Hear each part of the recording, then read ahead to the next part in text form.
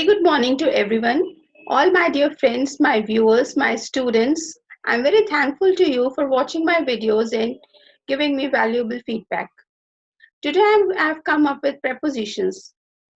Now, prepositions is one topic that students, children, people have been using and learning, but still many times we get confused about what to use, whether the book is on the table or upon the table. Are we sitting on the chair or in the chair? What's the difference? There are so many confusions with respect to prepositions. However, one thing that I have noticed in all my studies, in all my research about this topic, I realized one thing. Going through a lot of books, I realized that there are many thousands of verbs in English, and each of the verbs takes a different preposition with respect to a different expression, with respect to a different meaning. As a result, many times we find that we are unable to find out or we are unable to zero in on the correct preposition. So, to bring this preposition confusion a little less in your minds, I have come up with this small presentation on preposition confusion solved. We are going to talk about certain prepositions which are mistaken for each other. For example, the first one is at or in. When we talk about at and in are used with respect of time and with respect of space. So when I'm talking about at or in with respect of time, then at is used to refer to a point of time in the past or in a present. For example, he returned at sunset. So when I'm talking about he returned at sunset, that means sunset was the time when the person returns. I can also say that she returned at 5 p.m. She came home at 5 p.m. 5 p.m. is that time in the clock which I'm referring to. So we are referring to a point of time. Late at night, we heard the scream. And late at night, we heard the scream means we're talking about some point in the night when we heard the scream. The scream did not go on for a long time. There was just one scream. So when we are referring to some point of time, we use at. Whereas in is referred to a period of time when something happens or when something was happening. For example, he was born in 1947. Now I do not know the correct date, day or time of the person, but all I know was that the person was born sometime between 1st January 1947 to 31st December 1947. So he was born in 1947 is what I say. However, if we know the correct date, for example, he was born on September 30, 1947. Now I changed from in to on because I know the day. I'm talking about a particular day, September 30, when the person was born. Further, if I say he was born at 9:20 on September 30th in 1947, here I have used at, on, in. Look at the sentence again. He was born at 9:20 on September 30 in 1947.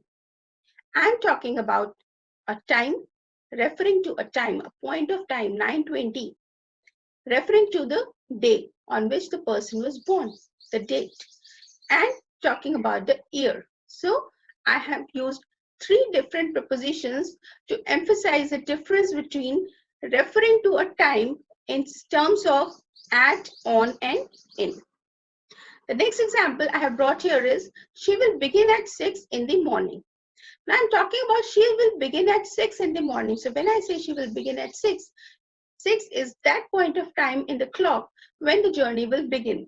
And what time? 6 in the morning. So morning is a time which begins roughly around 4 a.m. to 11:59 a.m.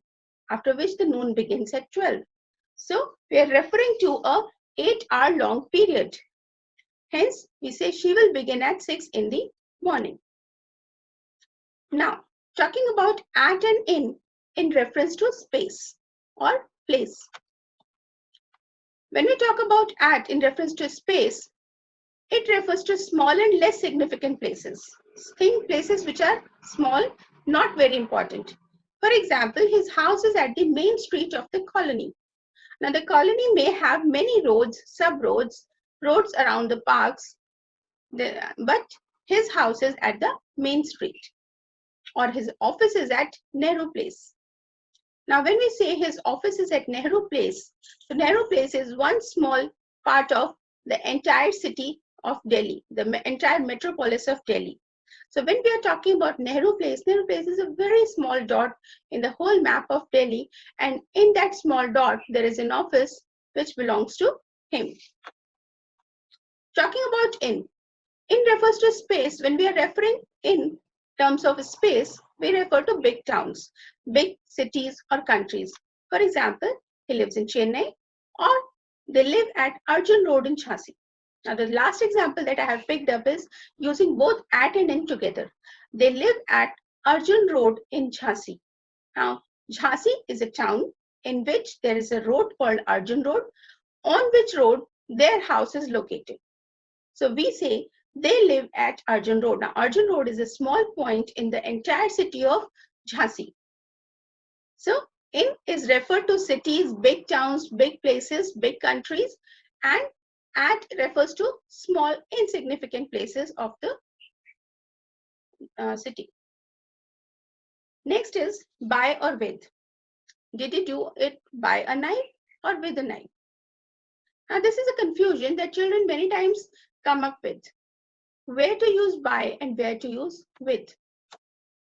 When we are talking about by is generally used to express the doer or the agent, the person who is doing something, the agent who is doing it. And it is generally used after the verb in passive voice. For example, the farmer was killed by the dacoit. So the farmer was killed by the dacoit. The next one is with. With is used to denote with which the action is done, the instrument with which the action is done. For example, the sketch was made by me with a gel pen. So I made the sketch with a gel pen. The doer is me. And how did I do it? With a gel pen. So gel pen is the instrument, hence we use with, and me, right? The me is the agent or the doer, so by. Similarly, the tree was cut by the man with an axe. So I hope the difference between by and with is very, very clear now.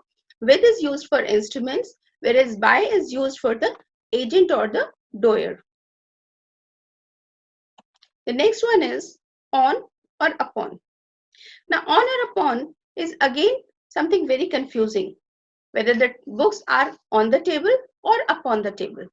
How do we differentiate between the two? The answer is very, very simple. On and upon. Just remember rest and motion. When something is in the state of rest, we say on, whereas something in the state of motion, upon. Example, I kept the book on the table. So the table was stationary and I kept the book over there. Simple. I was just keeping the book. Whereas the cat pounced upon the running rat. Now here, the cat pounced upon it. So the cat was in motion of a running rat. Since the things are in motion, hence we used upon instead of on. So upon is generally used to refer to things in motion, whereas on is for more things in rest. So these are a few prepositions which are quite confusing. Hope I had been able to clear the airs. If you have any queries or doubts, feel free to contact us at contact.percept@gmail.com. You may also comment in the comment box below, post your queries, your doubts, and I'll personally answer all your queries. Please do like, subscribe my videos, share it, and press the bell icon if you haven't by now. Bye. Happy learning.